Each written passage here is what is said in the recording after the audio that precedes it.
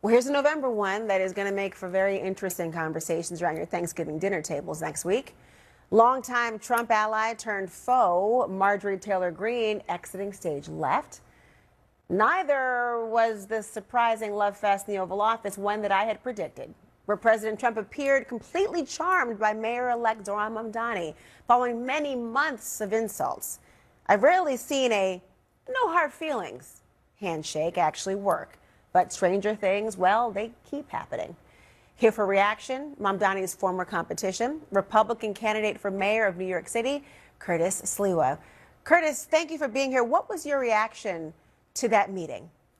Well, see, I'm the street guy, and as you know, Donald Trump did not support me to become the next mayor, and you're going to find out why, because we just all got played for 8 months.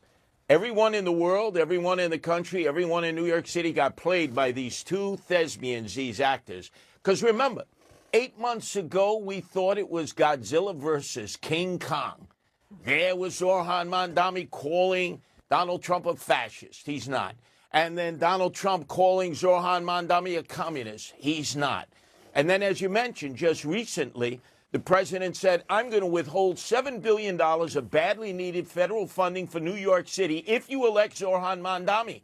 And then Zohran Mamdani, on the night of his victory, turns and looks into the television and says, Donald Trump, if you're listening, turn up the volume. So they're like antagonizing their followers. And then all of a sudden today, we're expected to believe kumbaya. Everything is fine. Everything moves normally. No.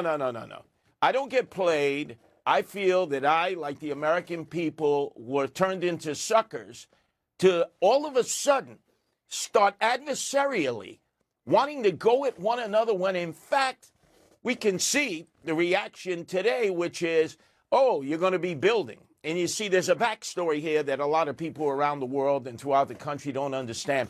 In that second debate, Zohran Mamdani was on the ropes, because there was an initiative and referendum part of this election on the back of the ballot, whether you were for the city of yes or no. And the city of yes basically was for developers, for realtors. They could build 40-story apartment buildings, supposedly affordable, throughout the city, and they would make a lot of money. These are billionaires. And Zohran would not say what his position was. I'm always opposed. I'm in favor of the blue-collar working class. Andrew Cuomo was wine-dined and pocket-lined by the developers. Do you know, on the night before the election, Zohran Mamdani said, yes, to all my Zohranistas, vote yes to build, build, build. And that was a favor to all the builders and billionaires. And if you notice, that's what Donald Trump was talking about the most. I realize he is a builder, and he's talked about that. But I mean, the idea of them being in cahoots to many could be unfathomable, as is maybe this meeting today. But he did threaten to withhold billions of dollars in federal funding, education, housing, infrastructure projects, which New Yorkers do rely on. And the idea of walking that back and saying that he'd want to work with Mamdani, let's just say he's not being played. Is a good relationship between Mamdani and Trump actually helpful to New Yorkers? Of course. And that's what I was saying all through the campaign, no matter who was elected mayor. But don't you think these two men who spent 8 months attacking one another and engaging their followers to ferment anger towards one another owe the American people and the people of New York City an apology for doing that? Because clearly they didn't mean it. They went into that meeting today, oh, all is forgiven, all is forgotten. And you know this is the midterm elections. This is about the newly discovered situation of Donald Trump before, affordability, cost of living. That was fake news. While he was having his party at Mar-a-Lago, the Great Gatsby, and building his $300 million ballroom in the White House, the East Wing, that's not needed. Now, all of a sudden, he's had an epiphany. Oh, affordability and the cost of living is the road to victory in the midterm elections. That's why you can't ever trust any of these politicians.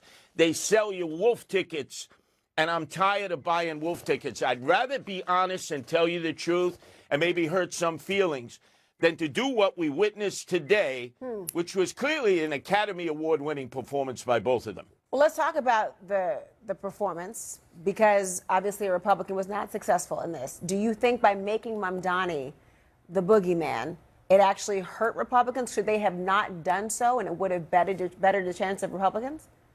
Well, I say to my fellow Republicans, as I said from day one, when nationally they began to attack Zohran Mamdani's religion and culture, it was a major mistake. It mobilized Muslims who started to register to vote, some for the very first time, and they became a force to be reckoned with. That was a major mistake. Attack him on his positions, attack him on his weak law and order policy, because clearly that was his Achilles heel.